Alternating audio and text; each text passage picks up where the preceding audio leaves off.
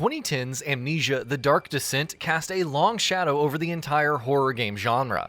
It was a very unique kind of horror game, a game that emphasized psychological terror over jump scares, a game that took away the player's ability to engage in combat with the monsters haunting them, thus making you utterly powerless, and your fear that much more real. You weren't going to be able to escape by pulling out a gun in Amnesia. Today, a lot of this sounds rote and commonplace, and first-person horror games emphasizing psychological scares over visceral action are extremely commonplace. Amnesia would go on to leave its mark even on major franchises like Resident Evil, which went first-person and more towards psychological horror with RE7, and Silent Hill, with the aborted Silent Hills project still nonetheless giving us a taste of what an Amnesia-style Silent Hill game would have turned out like in PT. The prevalence of this style of horror means that a lot of the novelty and uniqueness of the original Amnesia game is now gone, and players are more immune to what that kind of game brings to the table by default. It does help then that developers Frictional Games decided to add such a delicious twist to every component of the original game that made it such a terrifying delight for players. In the process, creating a game that feels ambitious and bold, while still distinctly feeling like a follow-up to The Dark Descent.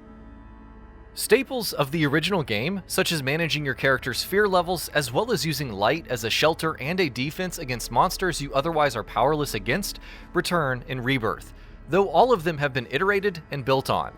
Some of these changes are born out of necessity. Rather than taking place in late 19th century Prussia like Dark Descent, Rebirth takes place in the early 20th century in an Algerian desert. The change in time and place means that the lighting system sees several gameplay changes. You're no longer using tinderboxes to light lamps, for example. Instead, matchsticks are now extremely limited consumable resources that you can use to light up torches, lamps, and other light sources in the underground caverns and dark passages you traverse in this game. It sounds like an incredibly minor change, but it has instant implications that change the flow of the game substantially, adding a bit of a Resident Evil-style resource management. You have to be careful with how, when, where, and why you use a matchstick, because you might not have any later on when you desperately need one. Matchsticks can also be used as light sources in and of themselves, allowing you to light one even as you slowly sulk your way through the darkness. This creates a kind of dynamic tension to the proceedings, especially when you also have to contend with Rebirth's take on the insanity and fear mechanics from The Dark Descent.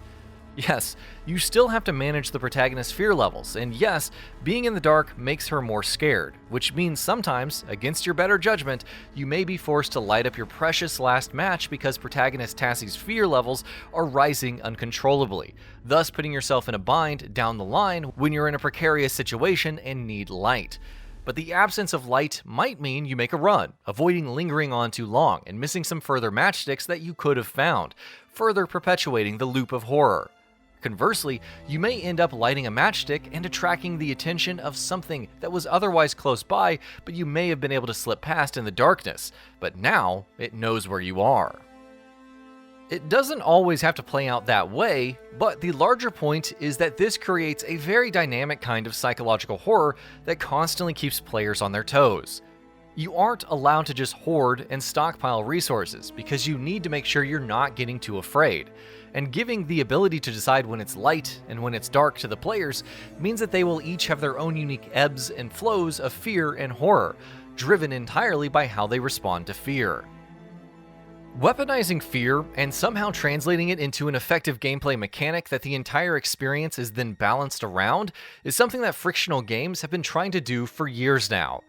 Indeed, we saw some glimmers of this in Dark Descent, though some of that game's systems had enough unintended consequences that crafty players learned to game the system in that title.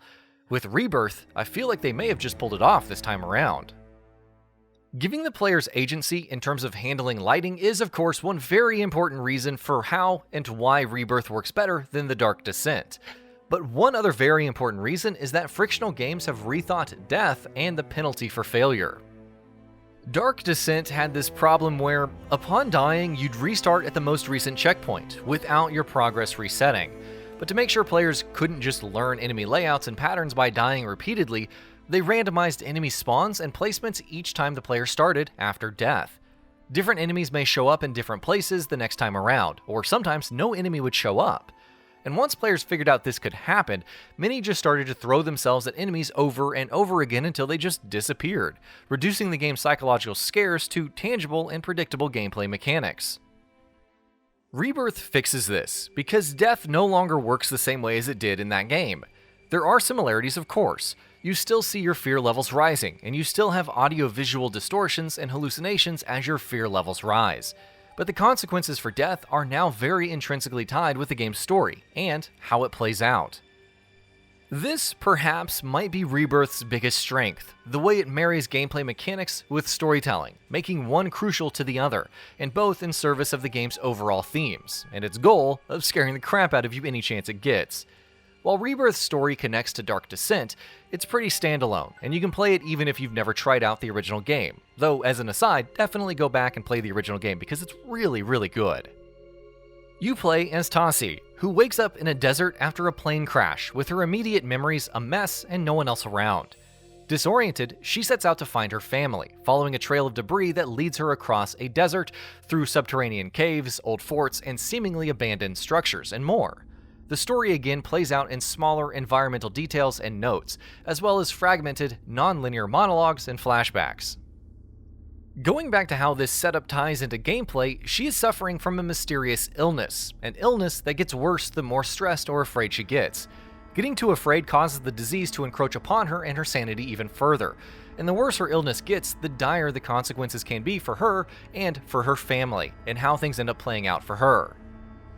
All of this, of course, helps add a reason for players to help keep her sane and safe, but it also adds further to the dynamic nature of how each player's story and experiences plays out, and again, makes knowing the game, and therefore reducing Rebirth scares to abstractions such as gameplay systems, that much harder, keeping things unknowable, and therefore fear-inducing. It also again marries gameplay and narrative to a level that is rare for most other games.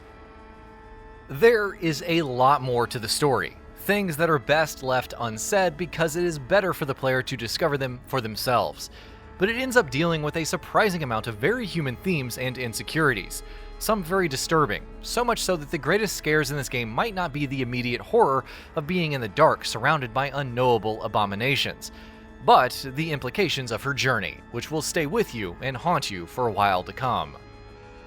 Rebirth is certainly a resounding triumph of vision and execution, and it succeeds on additional levels that help sell its central horrific fantasy. Special mention must go to the game's fantastic sound design, and how it enhances the scares so effectively.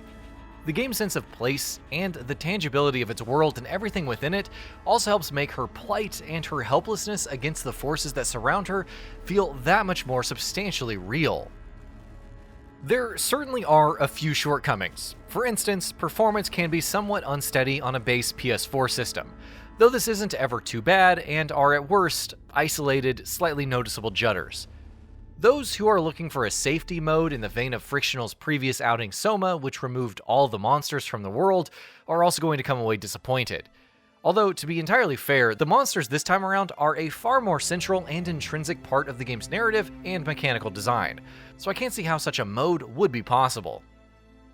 Other problems can also similarly arise from the game's intended design, such as a lack of immediate feedback for the player, which may make them frustrated. A lot of the problems in Dark Descent, on the other hand, such as its low replayability due to a relatively short playtime and little variation between playthroughs, have been addressed to a large degree with the dynamic and variable nature of Rebirth. Amnesia Rebirth is a daring, audacious, and bold follow-up to the Dark Descent that expands upon it and realizes developers Frictional Games' long outstanding quest to turn human fear itself into a gameplay mechanic to a startlingly large degree. It's a terrifying treat, which elevates horror to a level beyond anything they've achieved before. The original Amnesia is regarded as one of the best and most influential horror games ever made. In time, I can see Rebirth joining those same ranks, too. And that about does it for this video. If you enjoyed what you watched and want to see more from Gaming Bolt, you can always hit that subscribe button and turn on the bell icon next to it. That way you will never miss any of our videos.